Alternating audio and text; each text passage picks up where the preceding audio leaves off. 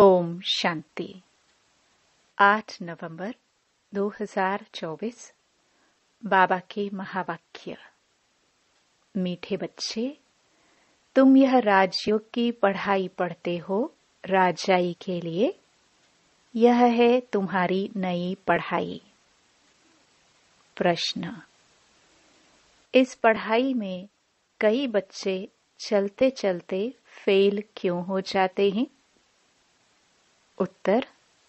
क्योंकि इस पढ़ाई में माया के साथ बॉक्सिंग है। माया की बॉक्सिंग में बुद्धि को बहुत कड़ी चोट लग जाती है। चोट लगने का कारण बाप से सच्चे नहीं हैं। सच्चे बच्चे सदा सेफ रहते हैं। ओम शांति। यह तो सब बच्चों को निश्चय हो गया कि हम आत्माओं को परमात्मा बाप पढ़ाते हैं। 5000 वर्ष बाद एक ही बार बेहद का बाप आकर बेहद के बच्चों को पढ़ाते हैं। कोई नया आदमी यह बातें सुने तो समझ न सके। रूहानी बाप, रूहानी बच्चे क्या होते हैं यह भी समझ नहीं सकेंगे। तुम बच्चे जानते हो हम सभी ब्रदर्स हैं। वह हमारा बाप भी है, टीचर भी है, सुप्रीम गुरु भी है। तुम बच्चों को यह जरूर ऑटोमेटिकली याद रहेगा। यहाँ बैठे समझते होंगे सभी आत्माओं का एक ही रूहानी बाप है। सभी आत्माएं उसको ही याद करती हैं। कोई भी धर्म का हो, सभी मनुष्य मात्र याद जरूर करते हैं। बाप ने समझाया है आत्मा तो सब में है ना। अब बाप कहते हैं देह के सब धर्म छोड़ अपने को आत्मा समझो। अभी तुम आत्मा यहाँ पाठ बजा रही हो। कैसा पाठ बजाती हो वह भी समझाया गया है। बच्चे भी नंबरवार पुरुषार्थ अनुसार ही समझते हैं। तुम राजयोगी हो ना। पढ़ने वाले सब योगी ही होते हैं। पढ़ाने वाले टीचर के साथ योग जरूर रखना पड़ता है। एम ऑब्जेक्ट का भी मालूम रहता है। इस पढ़ाई से हम फलाना बनेंगे। यह पढ़ाई तो एक ही है। इनको कहा जाता है राजाओं का राजा बनने की पढ़ाई। राजयोग है ना। राजाई प्राप्त करने के लिए बाप से योग। और कोई मनुष्य यह राजयोग कभी सिखला न सके। तुमको कोई मनुष्य नहीं सिखलाते हैं। परमात्मा तुम आत्माओं को सिखलाते हैं। तुम फिर औरों को सिखलाते हो। तुम भी अपने को आत्मा समझो। हम आत्माओं को बाप सिखलाते हैं। यह याद न रहने से जौहर नहीं भरता है। इसलिए बहुतों की बुद्धि में नहीं बैठता है। तो बाप हमेशा कहते हैं योग युक्त हो, याद की यात्रा में रहकर समझाओ। हम भाई भाई को सिखलाते हैं।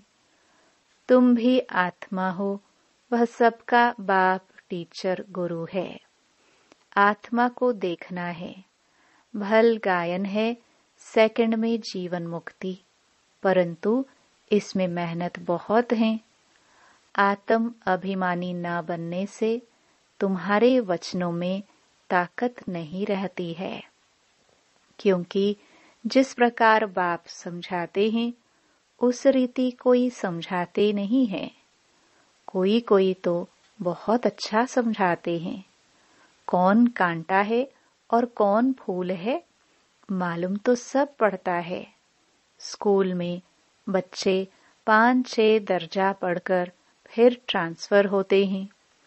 अच्छे अच्छे बच्चे जब ट्रांसफर होते हैं तो दूसरे क्लास के टीचर को भी झट मालूम पड़ता है।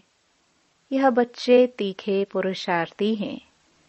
इन्होंने अच्छा पढ़ा हुआ है तब ऊंच नंबर में आए हैं। टीचर तो जरूर समझते होंगे ना।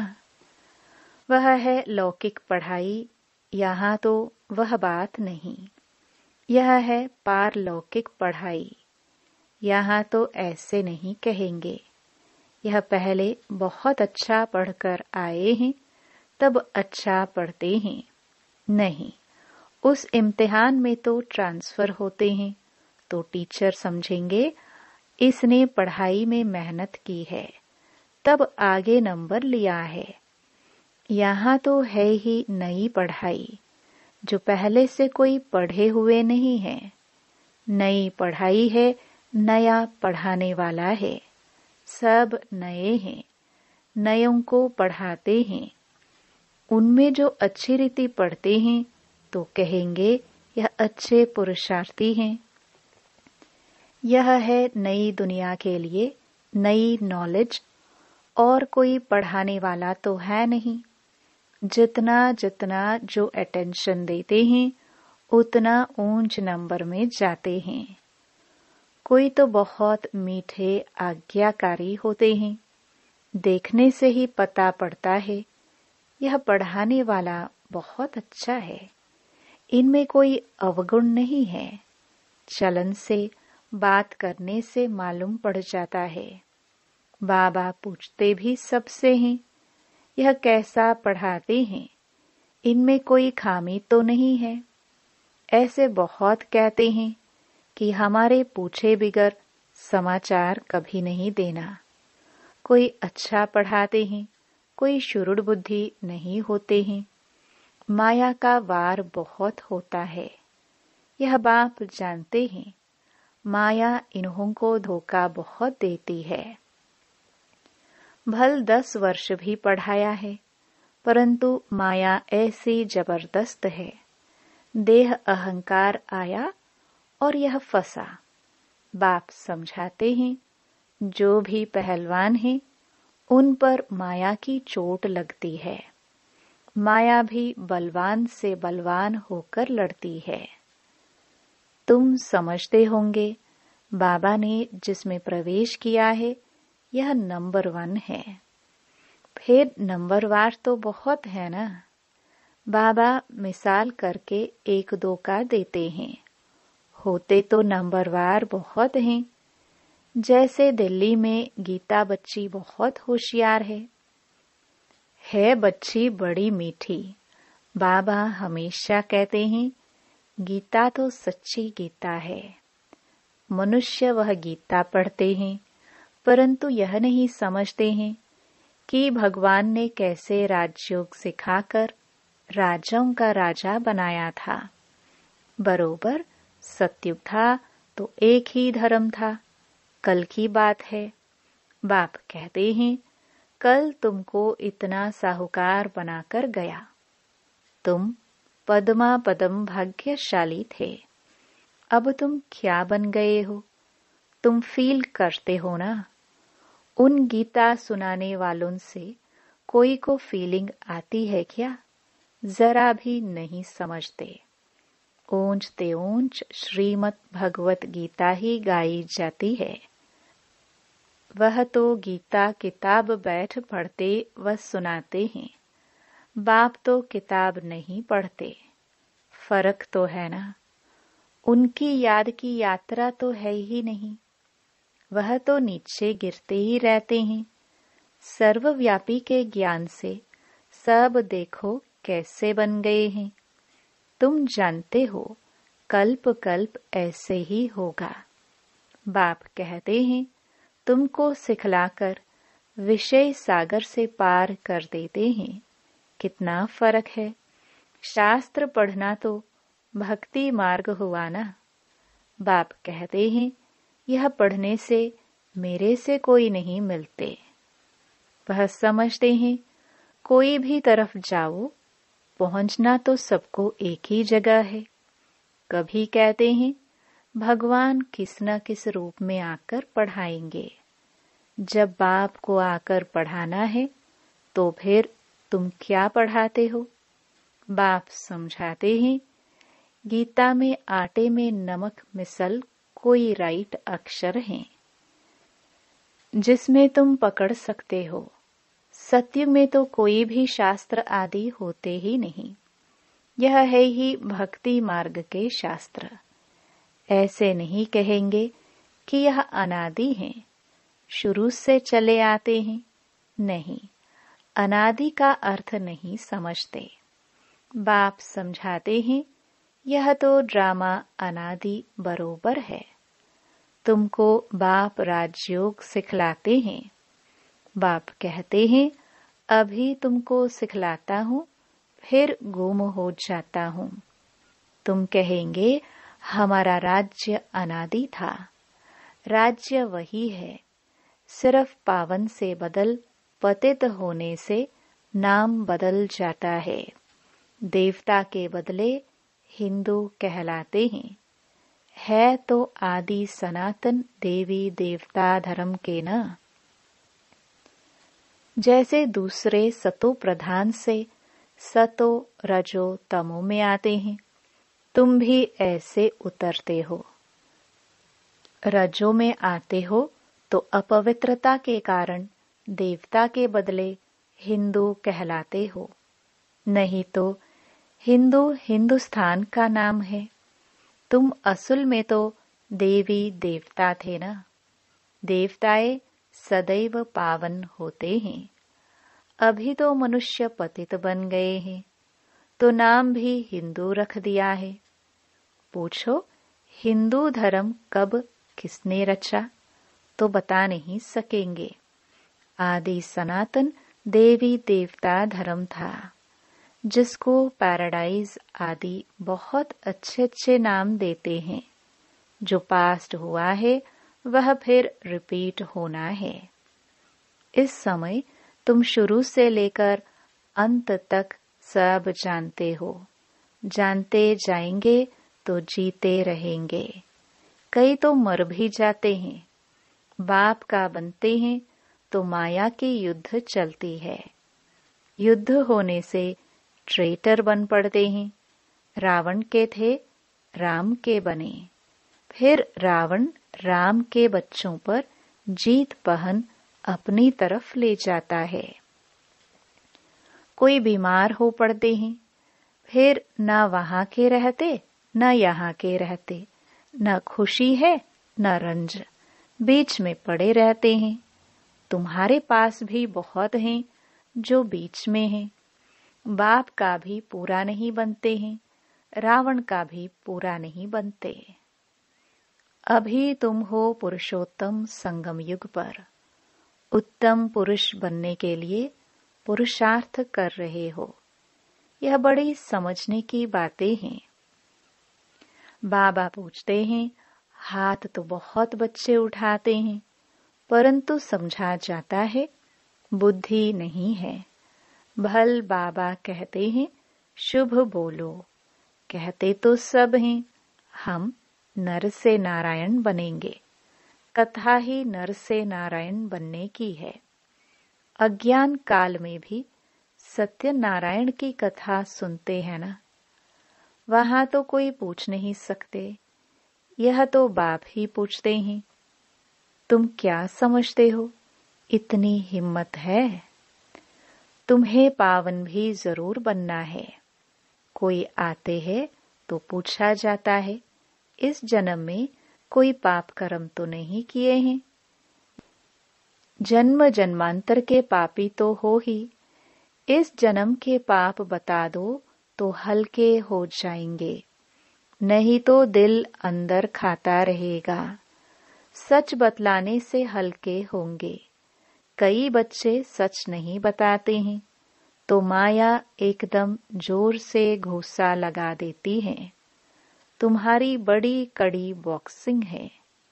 उस बॉक्सिंग में तो शरीर को चोट लगती है, इसमें बुद्धि को बहुत चोट लगती है। यह बाबा भी जानते हैं। यह ब्रह्मा कहते हैं मैं बहुत जन्मों के अंत का हूँ। सबसे पावन था, अभी सबसे पतित हूँ, फिर पावन बनता हूँ। ऐसे तो नहीं कहता हूँ कि मैं महात्मा हूँ। बाप भी खातरी देते हैं, यह सबसे जास्ती पतित हैं। बाप कहते हैं, मैं पराये देश पराये शरीर में आता हूँ। इनके बहुत जन्मों के अंत में मैं इनमें प्रवेश करता हूँ, जिसने पूरे 84 जन्म लिए हैं। अब यह भी पावन बनने का पुरुषार्थ करते हैं। खबरदार भी बहुत रहना होता है। बाप तो जानते हैं ना, यह बाबा का बच्चा बहुत नजदीक है। यह तो बाप से जुदा कभी हो नहीं सकता। ख्याल भी नहीं आ सकता कि छोड़कर जाऊं। एकदम हमारे बाजू में बैठा है। मेरा तो बाबा है ना, मेरे घर में बैठा है। बाबा जानते हैं, हंसी कुड़ी भी करते हैं। बाबा आज हमको स्नान तो कराओ, भोजन तो खिलाओ। मैं छोटा बच्चा हूँ, बहुत प्रकार से बाबा को याद करता हूँ। तुम बच्चों को समझाता हूँ, ऐसे ऐसे याद करो। बाबा आप तो बहुत मीठे हो, एकदम हमको विश्व का मालिक बना देते हो। यह बात और किसकी बुद्धि में हो ना सके। बाप सबको रिफ्रेश करते रहते हैं। सब पुरुषार्थ तो करते हैं, परंतु चलन भी ऐसी होना। भूल हो जाए तो झट लिखना चाहिए, बाबा हमसे यह भूल हो जाती है। कोई कोई लिखते भी हैं, बाबा हमसे यह भूल हुई, माफ करना। हमारा बच्चा बनकर फिर भूल करने से 100 गुना वृद्धि हो जाती है। माया से हारते हैं तो फिर वही के वही बन जाते हैं। बहुत हारते हैं। यह बड़ी बॉक्सिंग है। राम और रावण की लड़ाई है। दिखाते भी हैं बंदर सेनाली। यह सब बच्चों का खेल बना हुआ है। जैसे छोटे बच्चे बेसमझ होते हैं ना, बाप भी कहते हैं यह तो इन्हों की पाई पैसे की बुद्धि है। कहते हैं हर एक ईश्वर का रूप है, तो हर एक ईश्वर बन क्रिएट भी करते हैं, पालना करते हैं और फिर विनाश भी कर देते। अब ईश्वर कोई का विनाश थोड़े करते हैं। यह तो कितनी अज्ञानता है। इसलिए कहा जाता है गुड़ियों की पूजा करते रहते हैं। वंडर है, मनुष्यों की बुद्धि क्या हो जाती है, कितना खर्चा करते हैं। बाप उल्हाना देते हैं, हम तुमको इतना बड़ा बनाकर गया, तुमने क्या किया? तुम भी जानते हो, हम सो देवता थे, फिर चक्कर लगाते हैं। अभी हम ब्राह्मण बने हैं, फिर हम सो देवता बनेंगे। यह तो बुद्धि में बैठा हुआ है ना। यहाँ बैठते हो तो बुद्धि में यह नॉलेज रहनी चाहिए। बाप भी नॉलेजफुल है ना। रहते भल शांति धाम में हैं, फिर भी उनको नॉलेजफुल कहा जाता है। तुम्हारा भी आत्मा में सारी नॉलेज रहती है ना। कहते हैं इस ज्ञान से तो हमारी आंखें खुल गई है। बाप तुमको ज्ञान के चक्षु देते हैं। आत्मा को सृष्टि के आदि मध्य अंत का पता पड़ गया है। चक्र फिरता रहता है। ब्राह्मणों को ही स्वदर्शन चक्र मिलता है। देवताओं को पढ़ाने वाला कोई होता नहीं। उनको शिक्षा की दरकार नहीं। पढ़ना तो तुमको है, जो फिर तुम देवता बनते हो। अब बाप बैठ यह नई नई बातें समझाते हैं। यह नई पढ़ाई पढ़कर तुम ऊंच बनते हो। First so last, last so first. यह पढ़ाई है ना। अभी तुम समझते हो। बाबा हर कल्प आकर पतित से पावन बनाते हैं। फिर यह नॉलेज खलास हो जाएगी। अच्छा, मीठे मीठे सिखिलदे बच्चों प्रति माता पिता बाप दादा का याद प्यार और गुड मॉर्निंग। रूहानी बाप की रूहानी बच्चों को नमस्ते। धारणा के लिए मुख्य सार। पहला, बहुत बहुत आज्ञाकारी मीठा होकर चलना है। देह अहंकार में नहीं आना है। बाप का बच्चा बनकर फिर कोई भी भूल नहीं करनी है। माया की बॉक्सिंग में बहुत बहुत खबरदार रहना है। दूसरा, अपने वचनों वाक्यों में ताकत भरने के लिए आत्म अभिमानी रहने का अभ्यास करना है। स्मृति रहे, बाप का सिखलाया हुआ हम सुना रहे हैं तो उसमें जौहर भरेगा। वरदान। अविनाशी नशे में रह रूहानी मजे और मौज का अनुभव करने वाले ब्राह्मण सो फरिश्ता भव। आप ब्राह्मण सो फरिश्ते देवताओं से भी ऊंचे हो।